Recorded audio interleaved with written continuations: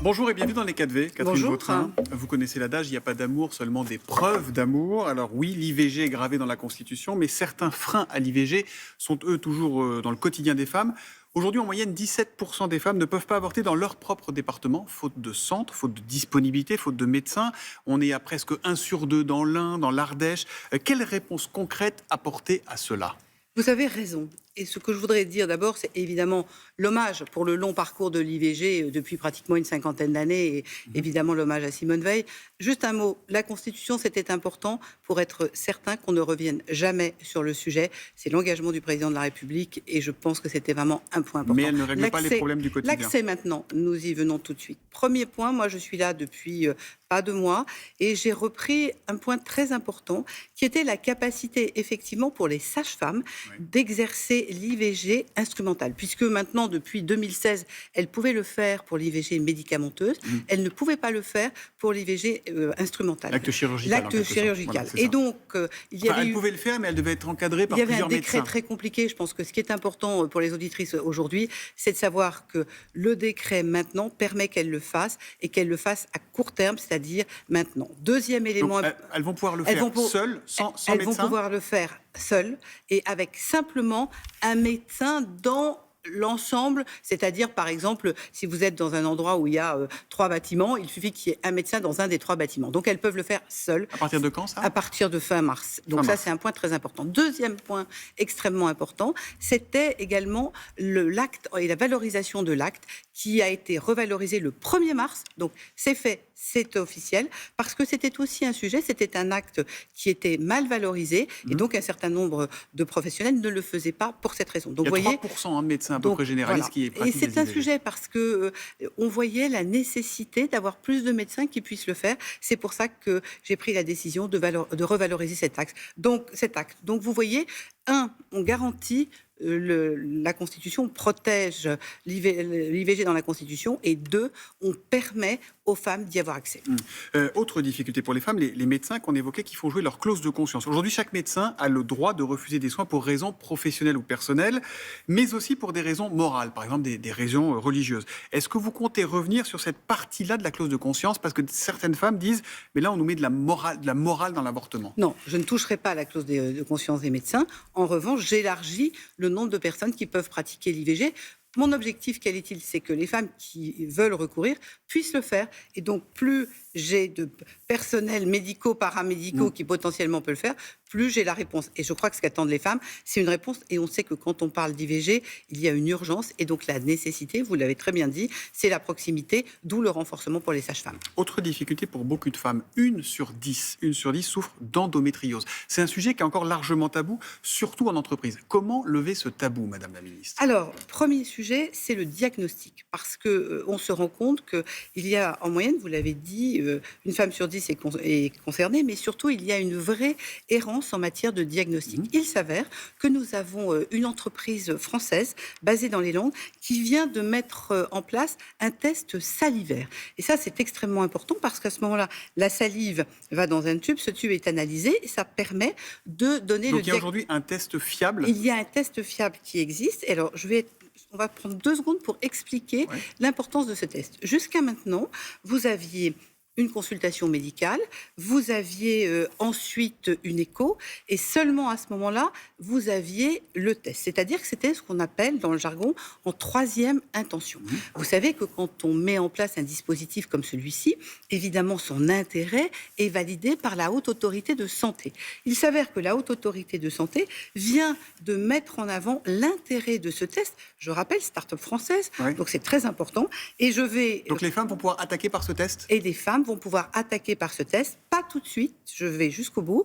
Et là, on a encore une expérimentation sur 3000 femmes jusqu'à la fin de l'année, et les éléments sont extrêmement intéressants, et nous devrions, à partir de 2025, être en capacité à ce que les femmes commence par ce test. C'est un point. Il coûte cher ce test ? Oui, ce test coûte à peu près 1 000 €. Et donc, il sera pris en charge ? Et c'est tout l'objectif. Et c'est pour ça qu'avec l'accord de 3 000 femmes, nous allons définitivement valider pour ensuite dégager le budget qui permettra demain à 10 000, 20 000 femmes de pouvoir bénéficier de ce test. Donc si je résume, objectif janvier 2025, un test à disposition des femmes remboursé par la Sécurité sociale à 100%. C'est ça notre objectif. Et ça nécessite une dernière validation de la Haute Autorité de Santé. En parallèle, 2 autres idées. D'une part, une information qui est distribuée aux entreprises. Pourquoi ? Parce que, évidemment, il faut respecter le secret médical, mais il est important d'expliquer, notamment aux directions des ressources humaines, qu'aujourd'hui, il y a une pathologie qui touche les femmes, qui génère des conséquences sur leur santé, qui sont des conséquences lourdes et qui nécessitent une absence. Donc un travail de pédagogie en entreprise. Un travail de pédagogie pour les entreprises, d'une part. 3e élément, une campagne d'information, parce qu'on le sait, l'endométriose est une réalité dans notre pays et il y a encore besoin d'informer les femmes sur le sujet.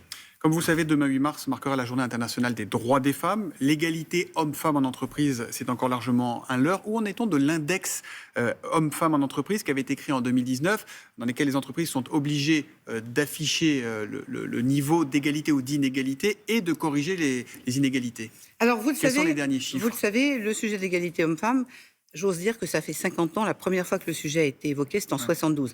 Vous voyez le long chemin que nous sommes toutes obligées de faire. Mais donc, il y a toujours 23% d'écart entre les salaires. L'index, aujourd'hui, c'est clairement une mesure, effectivement, qui oblige les entreprises à rendre sur 5 critères l'évolution des salaires dans l'entreprise. Aujourd'hui, nous avons 77% des entreprises qui ont rendu, c'est 5 points de plus que l'année dernière. Donc là-dessus, il y a un premier élément. Derrière, effectivement, il y a encore à avancer sur cette égalité salariale. Il y a à avancer sur les augmentations de salaire en retour de congé de maternité, par exemple. Et il y a enfin à continuer à avancer sur l'égalité des rémunérations, notamment chez les cadres dirigeants. Ça reste un sujet. Est-ce qu'il va y avoir des sanctions? Parce que c'est bien, il y a 77 qui transmettent OK, qui disent ça va pas OK, mais est-ce qu'il va y avoir au-delà des mises en demeure qu'il y a aujourd'hui? Il y a dans notre pays des inspecteurs du travail auxquels je rends hommage.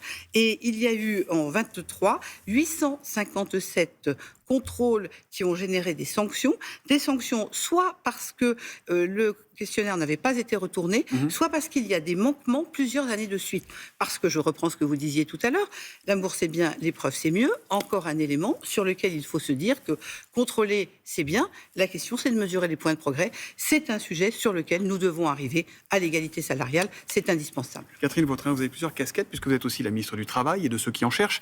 Alors que Bruno Le Maire estime que l'État ne peut pas être une pompe afrique, Axel Dotterlé en parlait à l'instant, ma question est très simple. Allez-vous, oui ou non, réduire les indemnités des demandeurs d'emploi, que ce soit dans la somme ou dans la durée? Mon sujet, très concrètement, c'est d'accompagner nos concitoyens les plus éloignés de l'emploi vers l'emploi. Parce que oui, il y a effectivement un sujet de déficit. On a tous envie que les chômeurs retrouvent du boulot. Attendez, il y a un sujet de déficit public, c'est clair, mais quelque part, à chaque fois que quelqu'un remonte dans le train de l'emploi, c'est une respiration pour les finances publiques, parce que c'est de la production. Donc moi, je veux bien regarder, Bruno Le Maire est là depuis 7 ans, je suis là depuis 2 mois, je suis tout à fait solidaire, je veux bien regarder les coupes, mais je veux aussi regarder la capacité à produire. Attendez, vous voulez bien regarder les coupes, ça veut dire que la question de la baisse du montant et de la durée d'indemnité chômage est sur la table aujourd'hui? Elle n'est pas sur la table au moment où nous nous parlons. Moi, j'ai un objectif de réduction de la dépense, mais j'ai aussi un objectif, c'est celui de ramener nos concitoyens les plus éloignés de l'emploi vers l'emploi. Pour ça, j'ai besoin de développer France Travail, j'ai besoin de développer l'apprentissage. Ce que je fais... Mais aujourd'hui, vous n'êtes pas favorable à une baisse de la durée ou du montant? Ce que je veux faire aujourd'hui, c'est regarder dispositif par dispositif quels sont ceux qui apportent le meilleur résultat et évidemment privilégier ceux qui apportent le meilleur résultat parce que ceux-là remettent les gens à l'emploi. Je prends un exemple, l'apprentissage. Au bout de 2 ans, j'ai 72% des gens dans l'emploi. France Travail, en 9 mois, j'ai 22 000 personnes en formation, 45% dans l'emploi. Vous savez pourquoi je vous pose la question et j'insiste un petit peu? Parce que Gabriel Attal, en début de semaine, dans les Vosges, se disait prêt à des décisions difficiles pour inciter au travail et arriver au plein emploi. Évidemment, on se demande quelles sont ces décisions et on se demande si on n'est pas revenu à la bonne culpabilisation du chômeur. Si tu ne trouves pas de boulot, c'est que tu n'en veux pas, bouge-toi un peu, feignant. Pas du tout. J'étais avec Gabriel Attal dans les Vosges, donc je peux vous dire ce que j'ai entendu. Et très concrètement, la volonté de Gabriel Attal, nous étions dans une agence de France Travail et notre volonté, c'est clairement que les Français, effectivement, puissent retrouver un travail. Et le sujet, c'est les 60-64 ans. Aujourd'hui, nous avons 33% de personnes qui sont en emploi. Vous m'accorderez qu'il y a un peu de marge et c'est une des cibles sur lesquelles... Parce que les entreprises ne jouent pas le jeu, c'est toujours pareil. Nous devons travailler avec les entreprises, mais nous devons aussi travailler l'employabilité des seniors. Quand un senior perd son job, plus vite vous l'aidez à avoir une formation, à faire une validation des acquis, à remonter dans l'emploi, plus vite vous apportez une solution. C'est ça mon objectif et c'est pour ça que je suis là. Toute dernière question, ça concerne la fin de vie, on est vraiment au bout. Quand est-ce que ce projet projet de loi sur la fin de vie arrivera enfin devant le Parlement. Vous le savez, c'est un sujet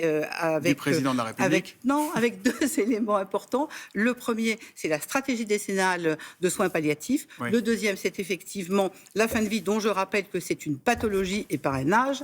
Et très concrètement, effectivement, le président de la République aura l'occasion de s'exprimer dans les jours qui viennent. Mais ça sera avant le printemps. C'est pour le printemps, là, ou pas? Ce n'est pas moi qui Est-ce détermine. que vous le souhaitez? Ah, mais le texte en tant que tel, j'espère pouvoir le discuter d'ici l'été. D'ici l'été. Merci beaucoup, Catherine Vautrin, d'être venue dans Merci les à vous. 4V. Bonne journée. Merci à